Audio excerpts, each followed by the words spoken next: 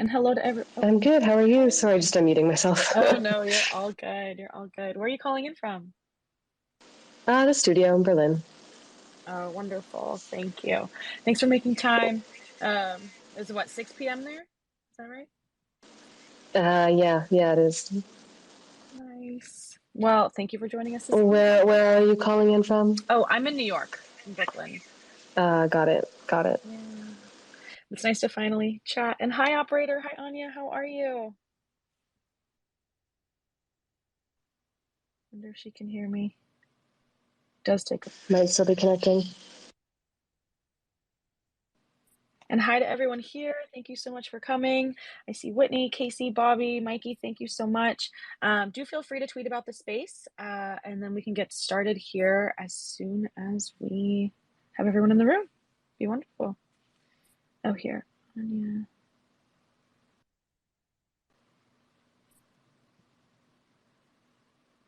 I'm trying to add you, Anya. I'm not sure. I'm going to invite you to co-host and see if that helps. And Primavera, hello. Inviting you on stage now.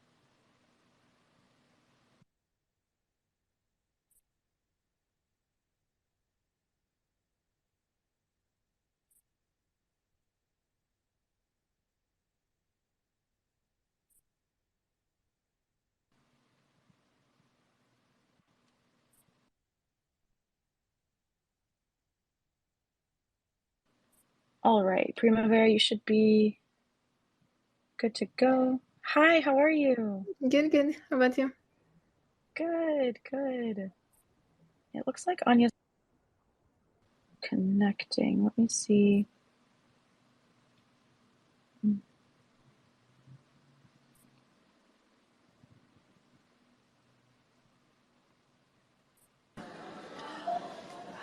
Elizabeth, can you send the co-host request again?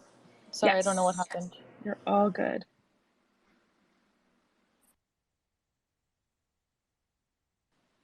There, it should go through. Oh, perfect. I believe you're co-host now.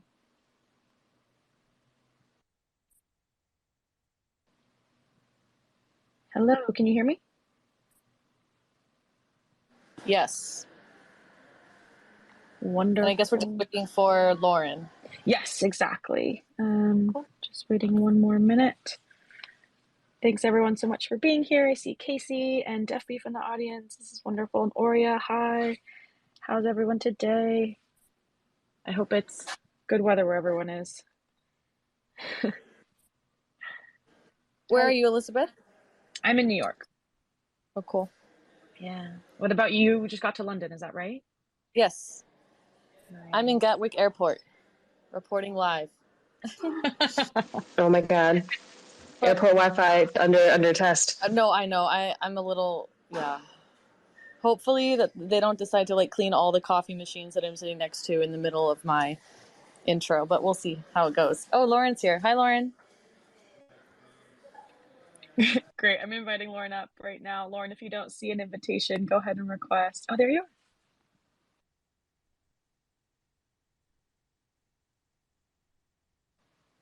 Hey, Lauren, can you hear us? Hey, yeah, I'm here. How are you this morning? I'm good. How are you doing? Good. I believe you're in LA, is that right? Yes. Amazing. So we're from Los Angeles to Berlin, I think is probably the furthest east. So covering quite a swath. Well, I want to get started if that's okay. We are starting a little bit late. Thanks everyone for your patience and for adapting so well. Let's go ahead and get started. So hello and welcome to the Source Talk series. My name is Elizabeth Sweet, and I'm the communications lead at Feral File. I'm thrilled to be joined today by Lauren Lee McCarthy, Primavera di Filippi, Sarah Friend, and Ania Catherine from Operator for a conversation about feeding the machine as part of the Source Talk series. Now, as most of you know, Source is a non-commercial exhibition on Feral File featuring artworks made in the last several years, which use software as a medium.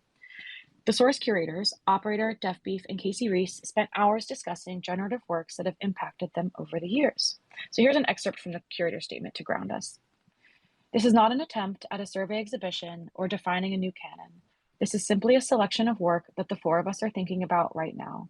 For those of us in the middle of art, code, and blockchains for the last few years, there's been little to no time to pause and reflect on what has happened. Source is our attempt to do that collaboratively. Now, Ania Catherine and DGT from Operator, Def Beef, and Casey Reas all wrote wonderfully thoughtful and super rich descriptions of each of the 25 artworks exhibiting in Source, and I recommend that you go check those out. And I have pinned to the top of the space 3 works by our artists joining us today: Lauren McCarthy, Primavera, Filippi, and Sarah Friend. And so each of these works require some responsibility by the collector in order to sustain its life. And I'm sure we're going to jump into this in no time here. And I'll just start by saying that for Good Morning by Lauren McCarthy, you must say hello to it, open it up, every 24 hours or it dies. For Plantoid by Primavera Filippi, this piece feeds off of cryptocurrency, and new forms of it can create its own art once it's funded enough. And Lifeforms by Sarah Friend are sustained by necessary transfer. If they aren't given, if you don't transfer your life form to someone else within 90 days, it dies. So I'm super excited to have this conversation, and I'm really grateful to introduce Ania Catherine, one of our source curators. Ania is one half of Operator, an experiential artist duo. And I'm so excited for you to lead the discussion, and I'll pass it over to you, Ania. Thank you for that intro and context. And I'm extremely excited to be speaking about all of these projects. And I think I want to start because I think definitions, while they're really annoying, are also very interesting. And thinking about generativity and like what the word generativity means in psychology, which I thought was interesting for this discussion, is it's the concern for the future, the need to nurture and guide younger people to contribute to the next generation. So thinking about how psychologists think about generativity in humans, and then looking at all of these artworks that all kind of, I mean, none of them feel or seem like they were created with, you know, a market in mind or profit in mind. They're more entities that you release into the world, and you decide their fate in collaboration with the collector, or in the Plantoid's case, with the public, who's not really a collector because Plantoid can't be owned, in determining their fate and kind of almost testing us and testing humanity to see how much we care for things that have no market value. And I think all of these are really interesting ways to look at and ask that question. And another thing that came up before I ask some questions, and I would love to hear more from the artist, is when also thinking about these, I was thinking about kind of alternative currencies. And of course, all of these are using blockchain. But I feel like alternative currencies of care, generosity, and attention are also activated in all of these works.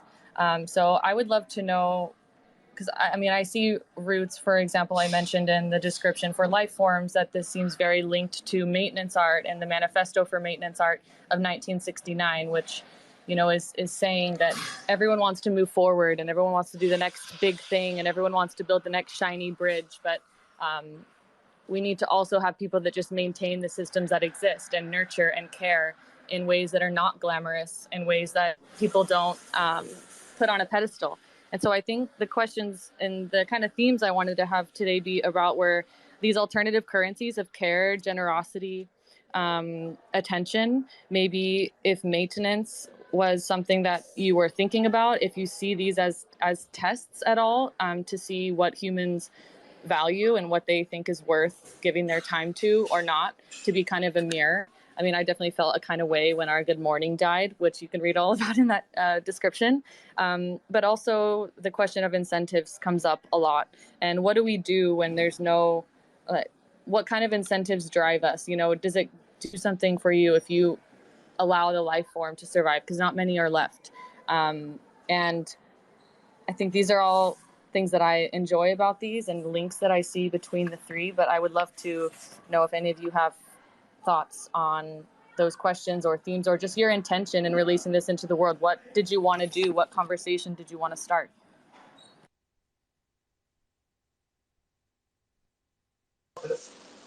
Yeah, I'll drop a few thoughts responding to what you said, unless someone else wants to go first? Yeah, I mean, I loved that you brought up the conversation about maintenance art in the context of life forms, because it was absolutely something I was thinking about. It's something I've thought about a lot in the context of open source software, where it's a huge conversation, and in so many areas of life. One very personal one is the work that I think most people on this call probably have experienced a little bit, which is caring for your own software projects. So Lifeforms is itself like a thing that I have to maintain. I released the project 2 years ago, and I still get bug reports, feature requests, some service that I'm dependent on updates itself. So it's definitely has this meta layer also all the time.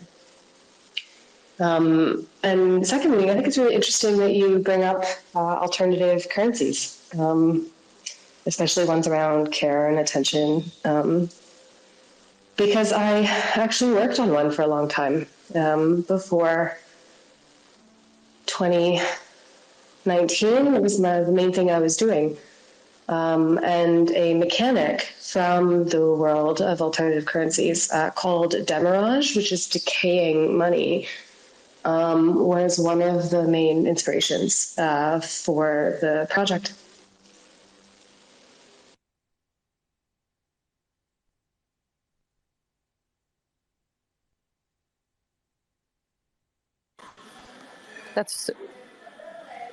I have a huge smile on my face. I look like a strange woman in the corner of Costa right now with this smile. Another thing, before going to Lauren and Primavera, that I forgot to mention at the beginning was the creation of a kind of system that all of these artworks have between you as the artist, the artwork, and then whoever is interacting with or owning it, and introducing not just a system, but in a way a relationship and like new dependencies that I think you kind of implicate people into the fate of the artwork. And I just read this great quote in this book by Lauren Berlant that I love, that maybe has also some relevance. They talk about the familiar friction of being in relation. And this idea of suddenly, if someone collects, it's not like I own this thing. Ownership is not really the point. Owners, you purchase it and you now are in relation to you as the artist or the artwork itself. And so another thing I would love to maybe hear about is the idea of dependency or relationships created through releasing these works. Yeah, maybe I can go next. Yeah, so I think it's interesting because I love being on this panel because it's like super cool to be surrounded by people that are creating blockchain-based life forms. I think like the Plantoid has a slightly different approach because it's actually not something that needs to be taken care of, but rather it's something that is trying to evolve so that it can take care of itself. And the first characteristic of this is that the Plantoid doesn't die, because in my conceptualization, in my cosmology of blockchain-based life forms, a blockchain-based life form dies whenever the blockchain dies. But that's just one of the many species. But I think the interesting thing with the Plantoid is that it actually has evolved to become, so the goal of the Plantoid is to regenerate itself or to create multiple generations.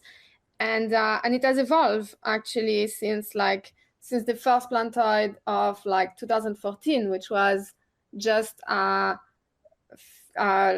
a plant that eats bitcoins. And then, of course you get donations, but that's a very passive way, and then the Plantoid says thanks you, but that's it. You literally just give money away in order to see the reproduction, but it's more like taking care of the plant. And then the Plantoid has evolved in order to kind of like get a little bit more fit for the environment and realize, well, actually people are more likely to feed me if they also get something in exchange. And so the following generation of Plantoid moved into Ethereum and started providing governance rights to the people that feed it. And so all of a sudden, if you want to be somehow influencing the way in which the Plantoid will evolve, then you feed it, and then you become one of the consultant about the way in which it's going to reproduce itself. So that's like a little bit of an extra benefit. And then the latest generation of Plantoid realized that that's actually not enough, because as a blockchain-based life forms, you are essentially living in a very capitalistic ecosystem. And in order to actually be able to sustain yourself, you need to play the economic game. And so the newest Plantoids are actually creating those seeds, which are NFTs. So now all of a sudden people have an incentive to feed the Plantoid, not only because they want to take care of it and not only because they want to influence its development, but also because they want to get an NFT in exchange and potentially monetize this NFT and sell it and speculate it and whatever. But the more they speculate with the NFT, the more they feed back into the Plantoid. And so in this sense, like, I think the Plantoid is really trying to be as independent and as not necessarily as autonomous as possible, meaning that it doesn't want to depend on people, but rather is trying to create an offer that is salient enough for the humans to actually engage with it and pollinate it with crypto, as opposed to being more of a pet or a little plant that you need to constantly take care of, and if you don't take care of it, it might die. So there's a slightly, I guess, more proactive approach to autonomy and self-sustainability.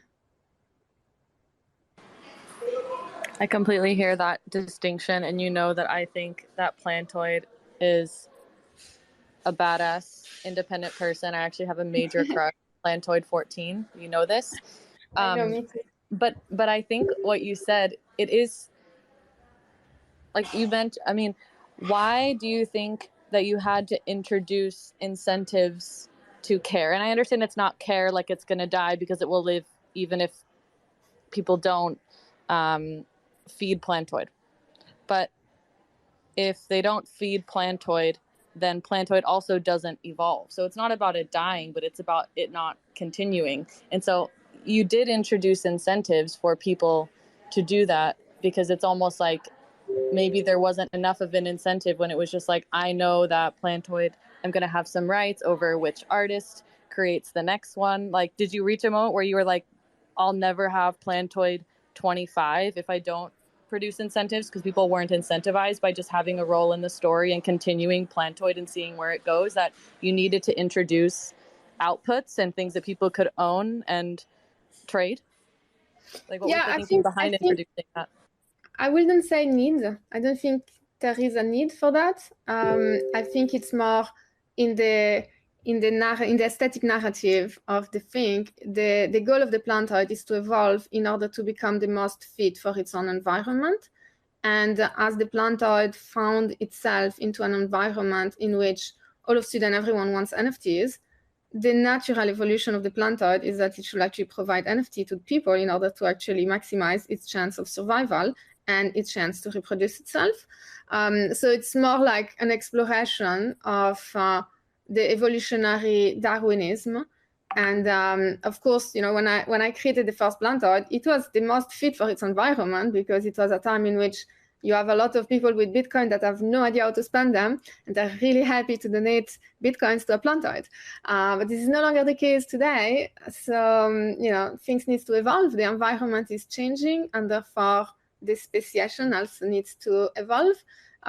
So right now it seems that the dominant strategy is to issue NFTs. I don't know, in a few years it might be something different, but I don't know. And the point is, no one knows. The environment will decide which one are the Plantoids that have actually developed the traits that are the most appealing and the most salient for the environment, and which therefore will actually be able to acquire enough funds to reproduce. It's really fascinating. And this idea also that Plantoid cannot be owned, I think, is really interesting. It kind of brings me to something I wanted to talk to Lauren about, which, do you consider the people that have good mornings to be collectors of good morning, or do you feel like they're doing something else? Like, what is that relationship? Do you see it as a thing that they own, or have they entered into a world, a relationship with you, a relationship with the art? What was your intention, and how do you kind of imagine or describe that relationship? I think owning something is a sort of relationship. So yes, they're entering a relationship, and yes, they've collected something and they own something. I guess I wanted to question our impulse to be constantly generating more, to have more, because I think at some point, the more things you add or collect and take into your life, at some point you have to make some decisions about what you have a limited amount of time and attention. So you have to make some decisions about what you're prioritizing, or you risk not really paying attention to anything. And so the piece is sort of asking for a commitment, and to see it every day. And maybe that's not the thing that you want to commit to, you realize after collecting, but it's in there as a question of, what are you committing to? What are you spending your time on? What are you putting your attention towards? And can you do that intentionally? So that's sort of the relationship. I think there's another relationship that I wanted to speak to with this work also, which is the sort of expectation of a type of emotional labor that I feel is expected, especially of women, in a much higher degree. And so here's a piece that's sort of asking you every day to perform some social labor, whether you want to or not, to kind of ask the question of how does that feel? How does it feel to be asked to perform socially, even in the times that you don't want to? Because I think some of us have that experience very frequently, and maybe others that's less familiar.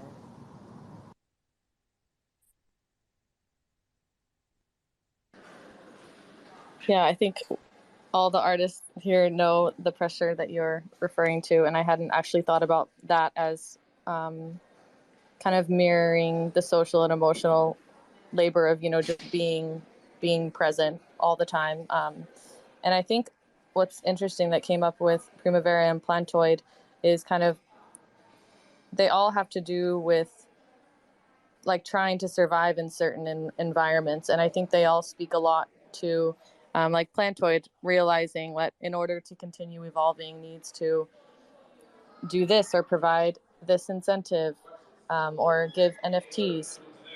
And Lauren, your commentary on, in order to survive in this environment, there's a certain degree of presence or social labor that is required to continue to evolve. And it doesn't mean that, for example, if we draw that parallel to just being an artist in Web3, it's not like if you stop performing that emotional labor, you're going to literally die. But you might not be able to continue to evolve, and you might lose the relationships or the presence that's needed for you to continue doing your craft, and doing what you want to do.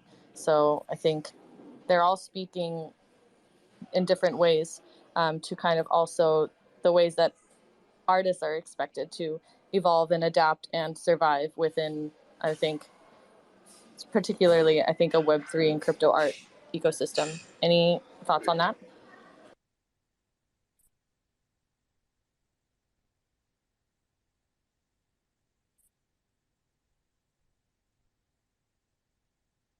Well, one of my research interests this past year has been, I guess, dynamics in areas where I feel like there is a closely related tension, between sort of care or emotional labor and speculative market, or just a market in general. So conversations with nurses, or sex workers, other people who, or social media influencers outside of the arts, because I feel like there are a lot of parallels or really interesting dynamics in these other locations where care, presence, an emotional connection, something intangible or difficult to quantify is also interacting with a system of price and market mechanisms. So I guess fully agree that that's part of being an artist now, is being sort of present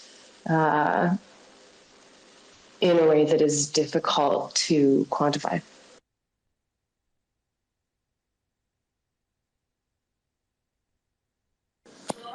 And how have people, this is a question open to any of you, because I know Sarah, I think last time we talked, like 19 life forms were still alive, which means the vast majority have died. Lauren, I'm not sure how many Good Mornings are still alive, or Prima, I would love to hear the conversations that have spurred between people who have participated, how they see the piece. I mean, I know I felt really quite sad when our Good Morning died, because I felt like exactly what you mentioned, Lauren, and I think a lot of us are feeling this way. Ana Maria Carriera, I see you here. We just talked about this last week. We have such limited time and attention, and it's becoming really difficult to keep up without sacrificing one thing for another, whether it's health for an opportunity, or traveling versus staying home and working, and just feeling like there's constantly conflicting needs and desires, and like a sense of ambivalence about what is the right thing to commit to, and how do we do that amidst feeling like there's pressure from all different angles, and being able to like kind of argue any direction. So how have conversations been with people who have had a life form, or had a Good Morning, or fed Plantoid? I would love to hear how that response has been. Is there any particular moments that stood out to you?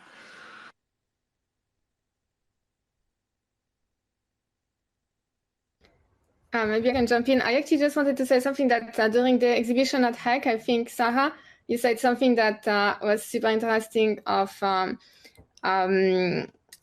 like the idea that right now, every time a life form dies, it's actually, terrible. It's like, oh my God, I didn't take care of it. But that there is also a world in which life forms have standardized or beautiful death. And just like actually you can codify the fact that they are meant to die, they have their own sunset clause. And I think it is also interesting to what's it that you value? Do you value the art piece because you can speculate on it? And of course, if it dies, it has less of a speculative value. Or on the contrary, because the art piece have a limited amount of life, then you might want to spend more time with it because you know that this is the only time you can really interact with it. And so all of a sudden, the value of the time you spent with the art piece becomes higher. So I think it's interesting how life and death can be used in order to actually shift the value, but like different, the value as in like the emotional value versus like the economic value and so forth. Sorry, that was a parenthesis. And with regard to Plantoid, I think it's interesting because since they do actually issue NFTs, I think that the people that feed them, all of students, they really like, it's really like you become a little pollinator. It's like all of a sudden you become a little bit like, you feel like a mom, or not a mom, like a parent or something, of like, that you have this little seed in your hand and that this seed is part of the next Plantoid. So all of a sudden there is this feeling of like, I don't know if it's a feeling of ownership because you don't really own the Plantoid, but just like you don't own a kid. But there is this sense that I have collected that thing, that seed, and I know that this seed is part of the Plantoid, and I know that this seed is also something that enables another Plantoid to live. And I think being able to have this little artifact actually brings people to feel to have a much stronger relation with the plantoid than if it's just I gave the money and I get governance right, or if it's just I gave money. So in some way, like I think in the evolutionary Darwinism perspective, the strategy of issuing NFT is both a good economic value strategy because it increases obviously the funds that will be given because of the speculative dynamics, but I think it also increases somehow the emotional or relational value that people feel they have created with Plantoid. Do you think it's because the output has that? Do you think it's because, for example, the poems that Plantoid is writing are based on the interaction of the collector and Plantoid? Like, I wonder if it was more of a simple exchange of like money, here's a thing, versus something that you feel was caused by a word that you said, makes it also feel a bit more personal and like you're more invested or in a relationship or part of its growth and part of Plantoid's story because what you reflected in what Plantoid I think there is a relationship with the NFT because the NFT is personalized. It's a co-creation. You created it with Plantoid. And so in this sense, it's like, whether it's a poem or music or whatnot, you are the co-author of these NFTs. So of course, you feel a sense of authorship and paternity in the copyright sense. But I think it also provides an additional sense of relational value with the Plantoid itself because you feel that you are this little pollinator that is helping it reproduce, and that even if you sell the NFT, you're separating yourself from the NFT, but it's still a little bit your DNA that is now traveling and being disseminated. And every time it's sold, it's actually feeding back into the Plantoid treasury. So there seems to be, from my experience, there seems to be like a strong connection both with the NFT, but also with the Plantoid that has issued the NFT, because there is this tangible way in which you know that you can, in this sense, like care for it, but actually you're caring for yourself first because you really just sell it for making money. But actually, as you do that, you know that you're also somehow supporting the reproduction of Plantoid, which gives you like a double satisfaction. Yeah, it's a little bit like conscious consumerism right now with like the coffee shop I'm in, and it's like, if you buy this water, the earth is going to be saved. It's like, I got hydrated and I'm saving the planet. Yes. Kind of similar logic. One thing I want to bring up, and I see there's a request. I don't know if we're doing questions, Elizabeth, if that was planned or not, but I'm open to it if the artists are. Since Plantoid doesn't die, and I feel like it's definitely a major decision to decide that the work will die, like even to use the word die and death. And I felt a way when Good Morning died. And we currently have a life form, and I feel like I'm going to try to redeem myself by not letting the life form die to try to, get rid of some of the guilt. So I wanted to talk to you about the use of death in the artwork, and also the feelings of guilt that might be caused and whether that guilt can be productive in a way to kind of evoke people asking what else around them might be dying because of neglect or them not, committing enough time. Whether it's health or a relationship or whatever. The use of, basically, the question is the decision to have the work die and whether guilt is part of the artwork. Well, I will say, Ania, not only do you have a life form, you actually have the first life form. So if you kill it, friendship ended. Oh my God. You can tell by how old it is, which is maybe not the most superficially obvious feature, but your life form is more than 700 days old. But I won't let you kill it. Because I personally care for the first 3 life forms. And by that, I mean that other people care for them too, but I am really naggy and obnoxious about it around the time that they need to be transferred,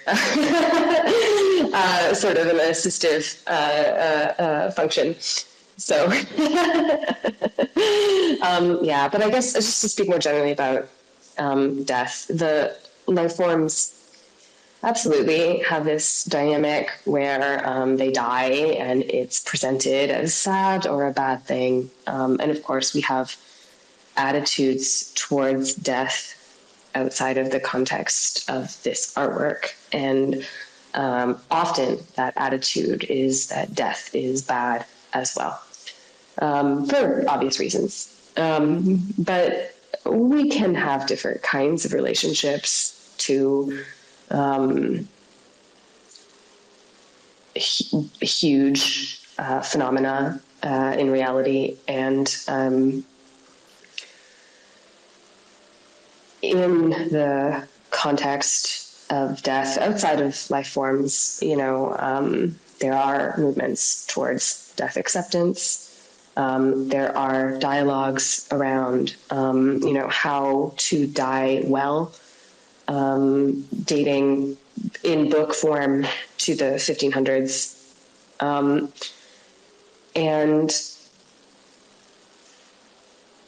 And so I guess there's one hand of the story where it's very sad that less than 20 life forms of the 200 and something that have been created are currently alive. But then there's another sort of version where maybe that's just what was right for them.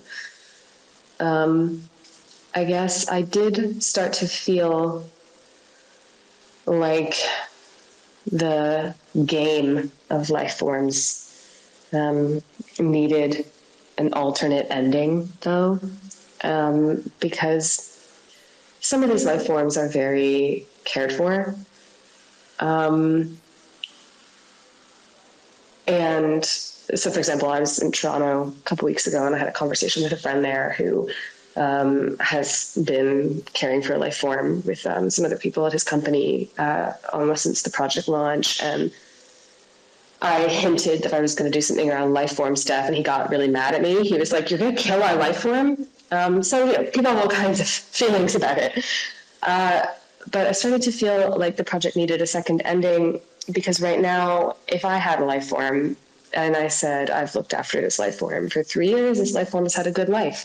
This life form has passed through the wallets of so many of my close friends and respected peers. I'm ready to say goodbye to this life form. This life form is the equivalent of a 110-year-old person in a hospital room filled with their great-grandchildren.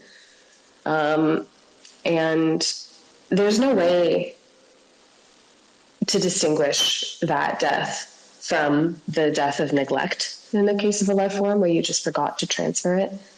So I am actively working on a sort of state change that is available to life forms after a certain age.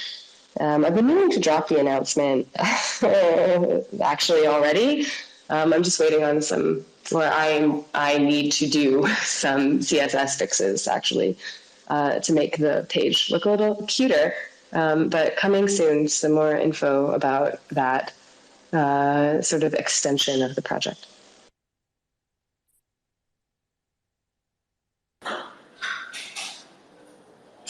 I really love that. And I was going to say before you said that holding this life form comes with assistance and remembering, I was going to say right after this call, like, please, can we schedule a meeting and like do this together over Zoom just so I don't fuck it up. So I'm really happy about that. Makes me feel better. And Lauren, I know you have a hard out at 10. I'd love to hear your thinking behind having the good mornings dying, what it means to you. I'm sorry, can you repeat that? I just lost connection for a second. No worries, just the thinking around the choice to have the good mornings die. And also, I was curious, are there other iterations you were thinking other than opening the browser window? Like how, I would love to hear if there were any other ways that you were thinking that they could be like attended to every day. I guess the choice to make it die. I really appreciate endings. I, I think sometimes things need to end. So I was happy with the decision that this is a performance that, I guess I'm also interested in performances that exist over a duration, but kind of for as long as you want them to. And so I thought of this as a performance that you perform that lasts as long as you want to or you're able to. This is actually a variation or sort of a sister piece to another piece that I did in 2021 called Good Night. And in that piece, it's a single NFT, and whoever owns it, I text that person good night every night before I go to sleep. So this is not automated or anything. It's just me making that commitment and then performing that ritual for that person. So then if that NFT transfers to someone else, then the goodnight text would transfer as well. And this is a performance that will continue as long as I'm alive. So I guess in addition to thinking about endings of NFTs or endings of activities or rituals that we participate in, it's also thinking about just the finite amount of time that we have to live. And I think sometimes we feel more in touch with that than others, but definitely over the course of the pandemic, I felt much more connected to the idea of mortality and again, thinking about what we want to spend the limited time we have doing what we want to spend it on.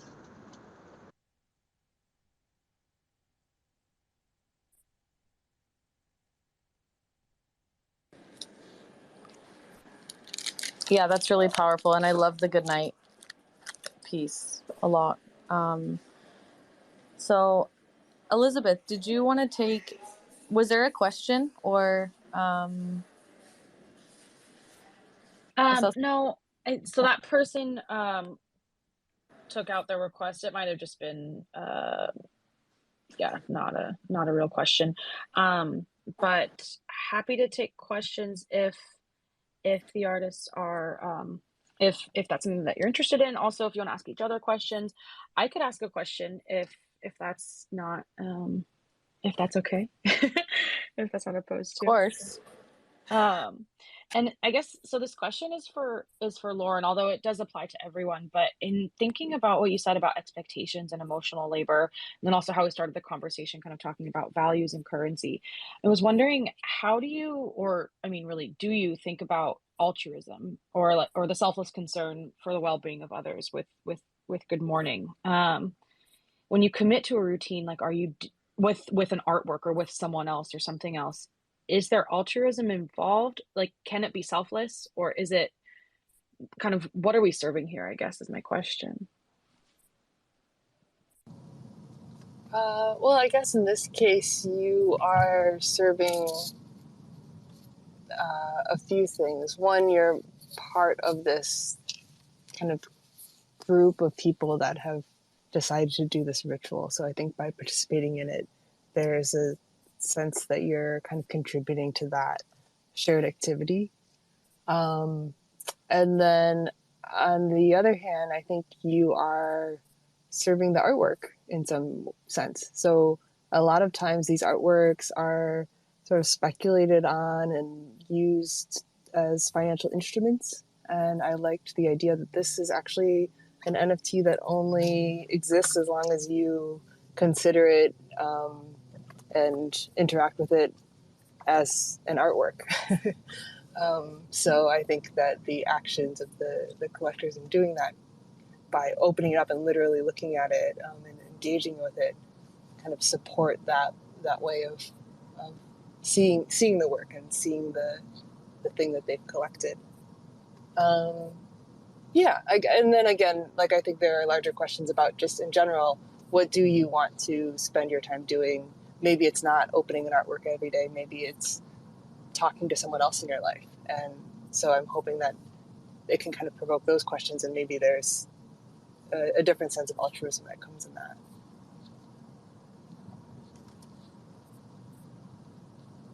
Thank you. It definitely. Sorry. No, go ahead.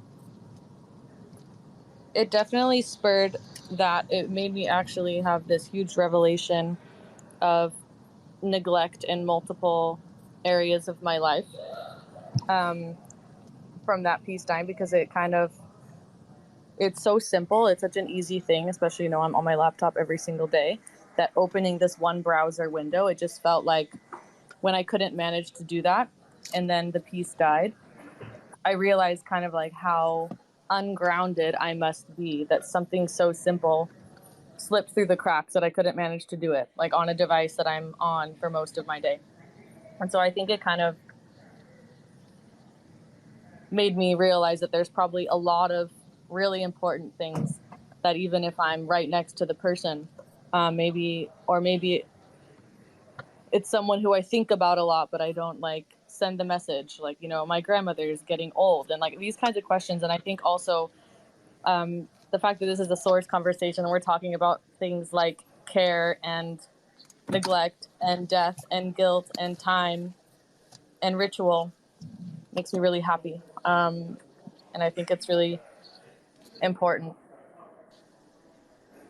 Anything between the artists, like, do you have questions or like thoughts generally that I missed or didn't come up that you'd like to share about your artwork or ask anyone else?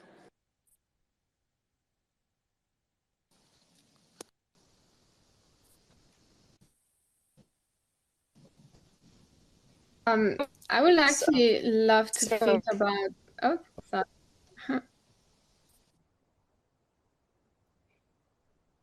No, I was saying I would love to actually think about how we can have blockchain-based life forms interacting with one another. Like right now, I feel like to the whole human to life form interaction. I think it will be really nice to create little life forms that have their own capacity to recognize each other and interact with one another. Maybe like just as a little taste. I don't know. So Plantoid was like the first attempt of mine to create a blockchain-based life form. Now there is a new blockchain-based life form that is coming in, which is similar in the sense of it is also some blockchain-based creature that is trying to evolve, and that also cannot be owned, even though it's a purely digital creature, but you just cannot own it, but you can interact with it. And the way you interact with it is you can feed it, of course. And the more you feed it, the more it loves you. And the more it loves you, the more you can ask the life form to do things, including mate with another life forms. And the only way in which you can extract any of the funds, so essentially it's a black hole for crypto. All you get is some love, but the crypto never leaves the little, they are called aminals.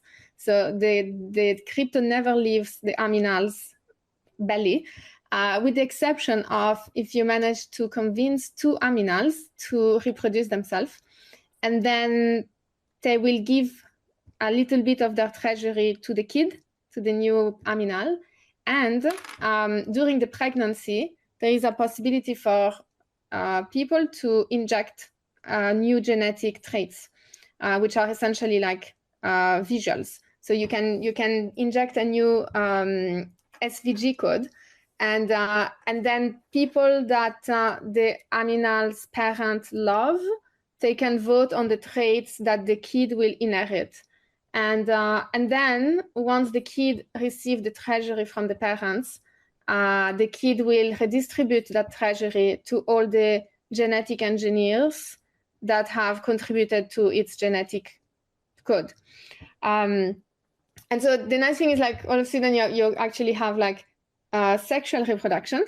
So it's not just one blockchain-based life form cloning into something else, but you actually like need to find two aminals that will reproduce themselves.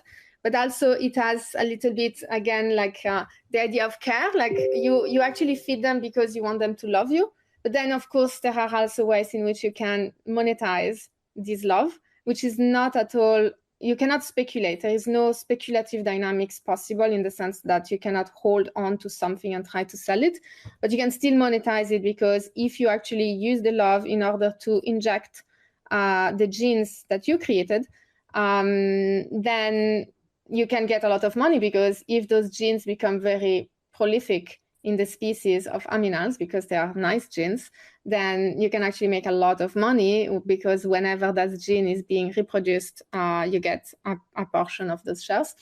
So what I'm really interested is like looking at the dynamics of the market of the blockchain ecosystem, which is essentially a money or economic based ecosystem. How do you actually create life forms that get cared for? They actually get fed, they actually get cuddled, and they also get genetic improvements.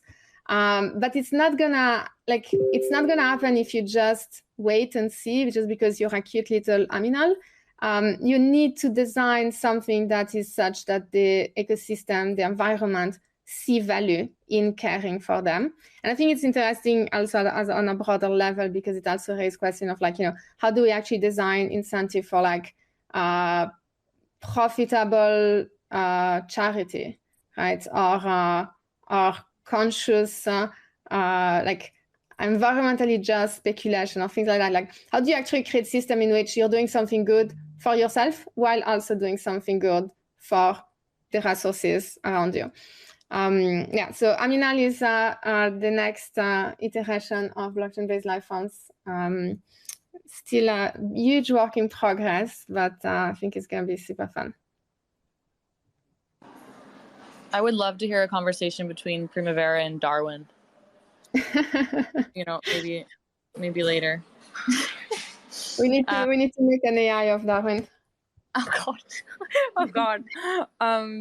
So I know Lauren had a hard out at 6, but any closing thoughts from you, Sarah or Elizabeth, or any questions from the audience? This was really, really fun. I'll just say that it's been a pleasure to talk about the work at such a density, which I think is brought out by the really strong conversations between all the pieces. And yeah, it's been really fun. Happy to be here.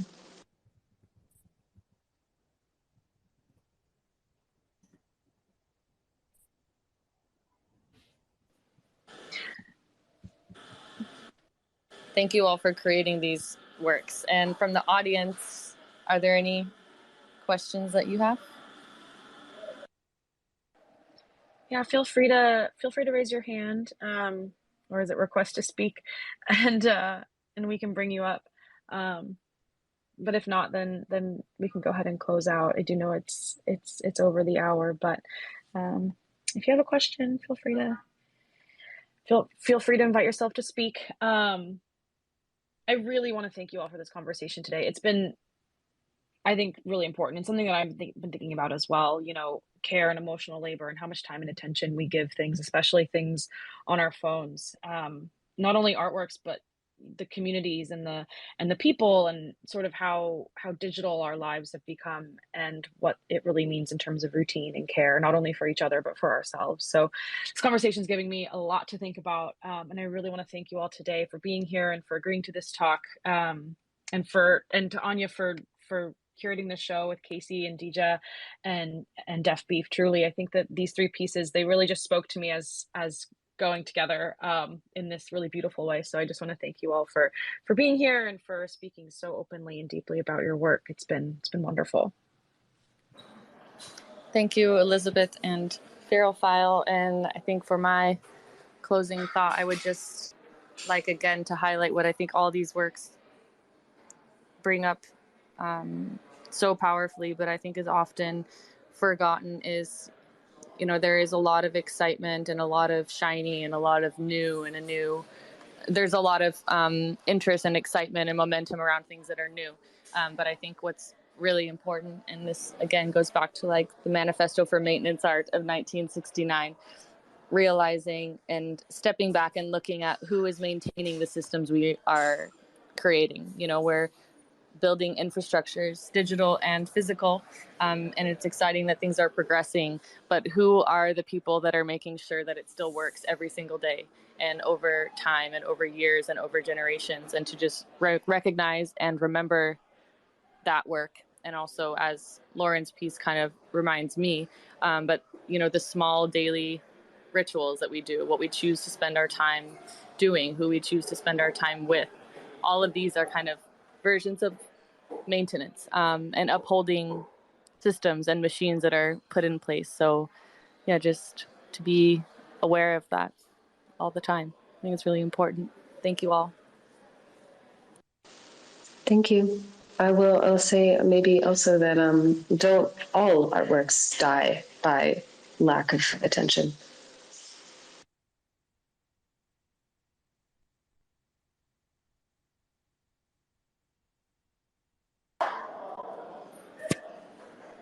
Don't they all? Thank you, everyone. Yeah, thank you all so much. And I do just want to encourage everyone to go visit the exhibition.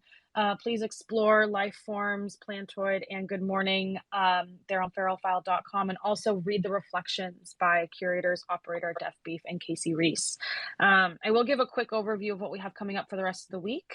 We are in the middle of the Source Talk series. So again, thank you all for joining us today, and for everyone who's joined past talks and for all the future ones to come. So coming up next on Wednesday, we're back with a talk between Jonas Lund and Deaf Beef called On-Chain Accidents, moderated by Whitney Hart. And then on Thursday, Vinny Valenzuela and I will sit down with Maya Mann and Zebran Versteeg in a talk called The Internet Made Me. And then on Friday, we're joined by Sasha Stiles, Judy Mam, and Dada in a talk called Creating the Creative, moderated by Dija T, the other half of Operator. And then on Monday, to close out the Source Talk series, we're discussing Fabrics of Time and Space with Ana Lucia, Finga Code, Sarah Zucker, and Travis Smalley, and that'll be moderated by Madeline Pierpont. So again, I just want to thank Lauren, who had to dip, but to Lauren and Primavera, Sarah, really thank you all so much for being here, for agreeing to show your work in the show, and of course to our source curator, Ania Catherine. Thank you for making the time, and thank you all. Really, these are the busiest of times, so thank you all for your care and attention today. So yeah, I hope everyone has a great day, and we'll see you on Wednesday. Bye.